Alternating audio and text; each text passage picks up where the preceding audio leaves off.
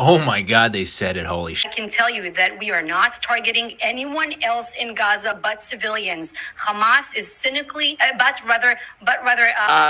Major Freudian slip there. Because they know they're targeting civilians. Refugee camp? Like, how do you explain that? First, I just have to point out this ridiculous headline from the BBC. Dozens reported killed in explosion in northern Gaza refugee camp. Like, what do you mean the refugee camp just exploded?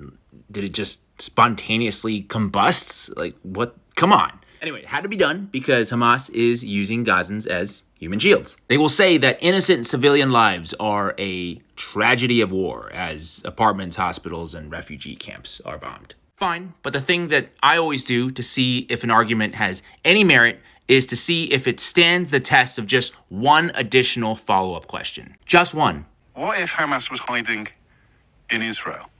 What would the Israeli government do then to eradicate them? Great question. You could either lie and say, A, they take the same approach, except now the Israeli citizens are the ones who are the human shields and thus are necessary collateral damage. Or B, the inconvenient truth is that Israel, in that case, would have to take a more surgical approach, thus needing to admit that, yes, Palestinian lives are simply worth less than Israeli lives. Just the way the chips fall. Of course, ideally, they wouldn't want to say that, and thus this new effort to, quote unquote, erase the idea that there is such a thing as an innocent Palestinian civilian.